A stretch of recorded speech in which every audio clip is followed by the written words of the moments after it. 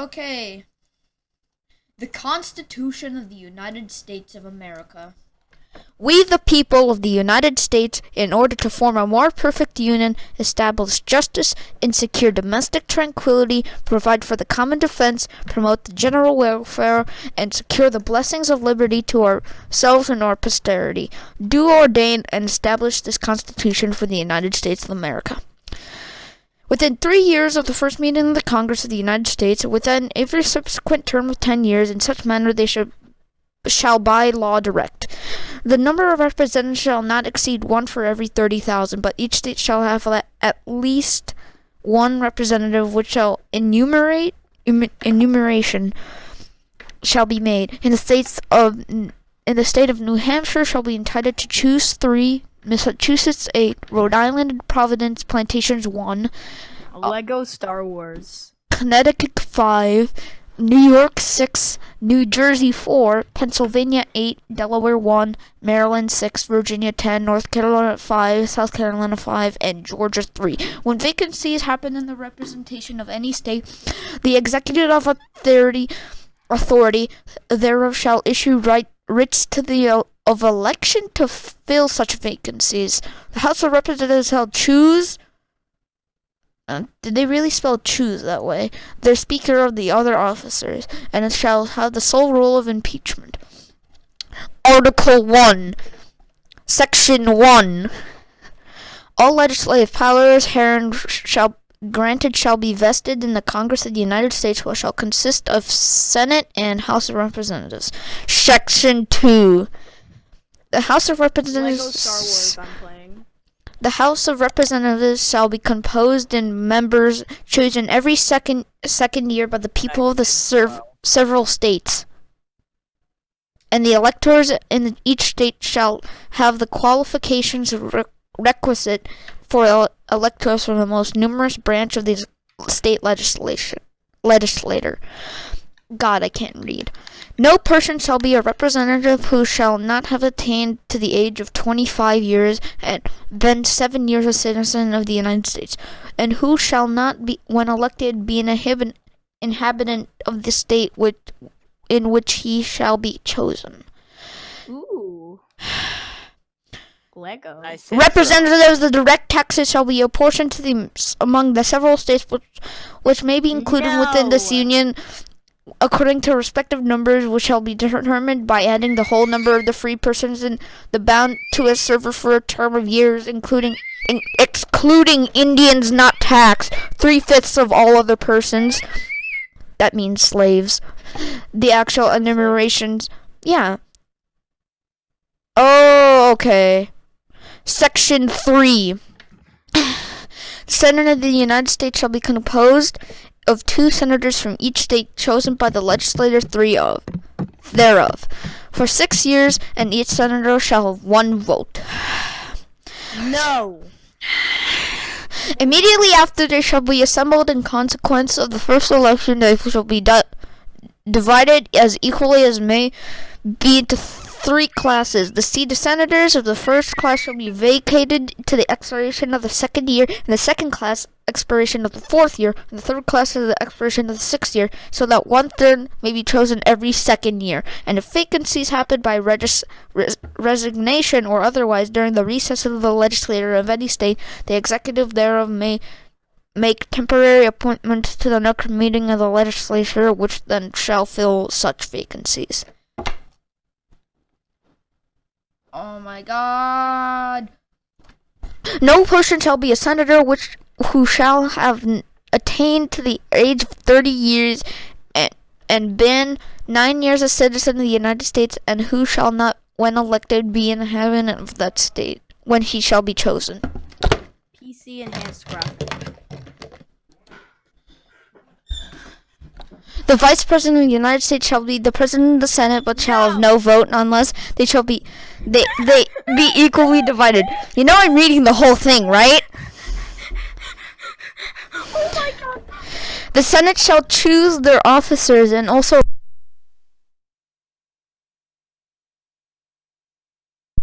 Mic turned off. The Senate shall choose their other officers and also President pro tempore in the absence of the Vice President or when he shall exercise the office of the President of the United States. The Senate shall have the sole power to try all impeachments. When sitting for that purpose, they shall be on oath or affirmation.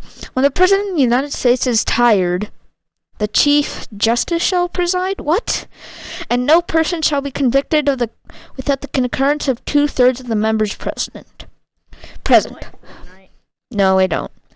Judgments in cases of impeachment shall not extend further than to remove from office and disqualification to hold any office of honor, trust, or profit under the United States, but the party convinced shall nevertheless be liable to subject to indictment, trial, judgment, and punishment according to law. Each house shall keep a journal of its proceedings and from time to time publish the same except parts as the judgment requires secrecy. And yeas and nays of the members of the House or any question shall, at the desire 1/5 of those present, be entered in the journal. Neither House, during the session of Congress, shall, without the consent of the other, adjourn for more than 3 days, nor to any other place with than that in which the two houses shall be sitting. God, this is... Oh my God. Section 4. The times, places, and manners for holding elections for senators and representatives shall be prescribed in each state by the legislature thereof, but the Congress may at any time by law make or alter such regulations except to the places of choosing senators. Why did they spell choosing like that? The Congress shall assemble... Who's streaming? Who's streaming? Sorry about that. Where was I? Oh yeah. The Congress shall assemble at least once in every year, and such meeting shall be on the first Monday in December, unless they shall law appoint a different day.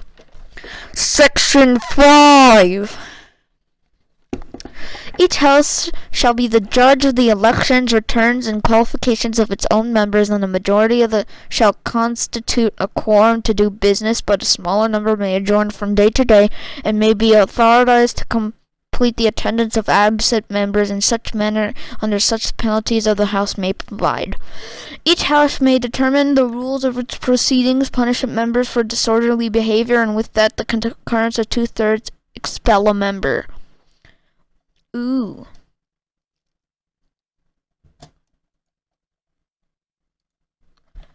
Section 6. The senators and representatives shall receive a compensation for their services to be ascertained by law and paid out the Treasury of the United States. They shall all, in cases except treason, felony, and breach of the peace, be privileged from arrest during the attendance at session of the respective House and in going to returning from the same. And for any speech or debate in the House, they shall not be questioned in any other place. No senator or representative shall, during the time of which he was elected, be appointed to any civil office on the authority of the United States which shall have been created, or the emoluments whereof shall been increased during such time, and no person holding any office in the United States shall be a member of either House during his continuance in office. Oh my God. How long does this go for? We're not even done with Article 1. I'll just stop. At Article 1. Section 7. All bills for raising revenue shall, oh my God, or originate in the House of Representatives, but the Senate may propose or concur with the amendments on other bills. Every bill shall have passed the House of Representatives and the Senate shall, before it become a law, be presented to the President of the United States. If he approves, he shall sign it, but if he shall return it with his objectives to the House, which shall have it originated, who shall enter the objectives at large on their journal. and proceeds to reconsider it. After such reconsideration of the 2/3 of the House shall agree to pass the bill, it shall be sent together with the objectives to the other House, by which it shall likewise be considered and approved by 2/3 of that House. It shall become a law. But in all such cases of both houses shall be determined by yeas and nays, and the names of the person voting for against the bill shall be entered on the journal of each house respectively. If any bill shall not be returned by the president within 10 days, Sundays excepted, after it shall have been presented to him, the same shall be a law in like manner if he had signed it, unless the Congress by their adjournment prevents its return, in which case it shall not be a law. Every order, resolution, or vote to the concurrence of the Senate and the House of Representatives may be necessary, except on a question of adjournment, shall be presented to the President of the United States, and before the same shall take effect, shall be approved by him, or being disproved by him, shall be repassed by 2/3 of the Senate and House of Representatives according to the rules and limitations prescribed in the case of a bill. Section 8. So we have 3 more left. The Congress shall have power to lay and collect the taxes, duties, imposts, excises, to pay the debt, to provide for the common defense of the general welfare of the United States, but all duties, imposts, excises shall be uniform throughout the United States. To borrow money on the credit of the United States, to regulate the commerce of the foreign nations and among the several states and with the Indian tribes, to establish a uniform rule of naturalization and uniform laws on the subject of bankruptcies throughout the United States, to coin money, regulate the value thereof and foreign coin, to fix the standard of weights and measures, to provide the punishment of counterfeiting securities and coin in the United States, to establish post offices and post roads, to promote the progress of science and useful arts by securing limited times to authors and inventors to the exclusive right to the respective writings and discoveries, to constitute tribunals inferior to the Supreme Court, to define, punish piracies and felonies committed on the high seas, offenses against the law of nations, to declare war, grant letters, mark and reprisal, and make rule concerning captures on land and water, to raise and support armies, but no appropriation of that money shall be used for a longer term than 2 years, to provide and maintain a navy, to make rules for the government and regulation of the land and naval forces, to provide calling forth the militia to execute the laws of the Union, suppress insurrections and repel invasions, and finally to provide to provide organizing, arming, disciplining, and the militia, and for governing such part of them as may be employed in the service of the United States, reserving the states respectively in the appointment of the officers and the authority of training the militia according to the discipline prescribed by Congress. To exercise exclusive legislation in all cases whatsoever over such district not exceeding 10 miles square. I think that's squared.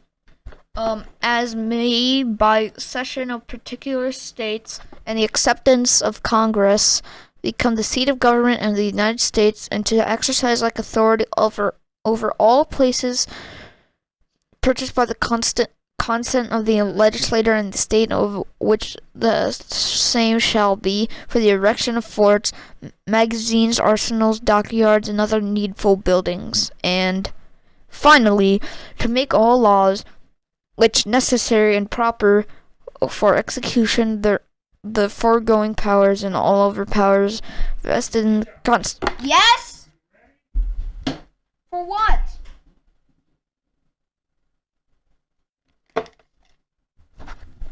To make all laws which shall be necessary and proper for carrying into execution and the foregoing powers and all other powers vested by the Constitution and the government of the United States or any department or officer thereof. Section 9.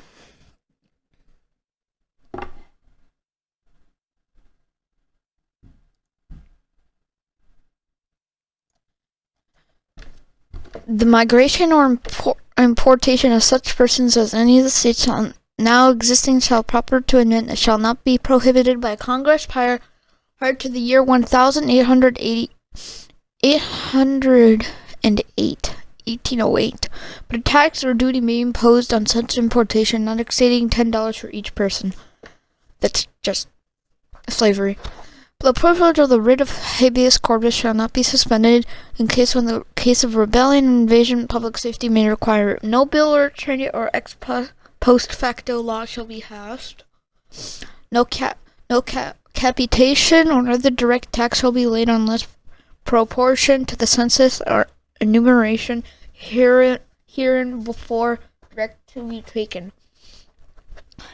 No tax or duty shall be laid on articles exported from any state. No preference shall be given by any regulation of commerce or revenue to the ports of one state over another, nor shall vessels from bound or from one state obliged to enter or clear pay duties in another. No money shall be drawn for the treasury, but in consequence of appropriations made by law, an untitled statement and account of receipts and expenditures and all public money shall be published from time to time. No nobility shall be granted by the United States, and no person shall holding any office of profit or trust under them shall, without the consent of Congress, accept any present and lumen office title of any kind, whatever, from any king, prince, or foreign state. And then finally, Section 10.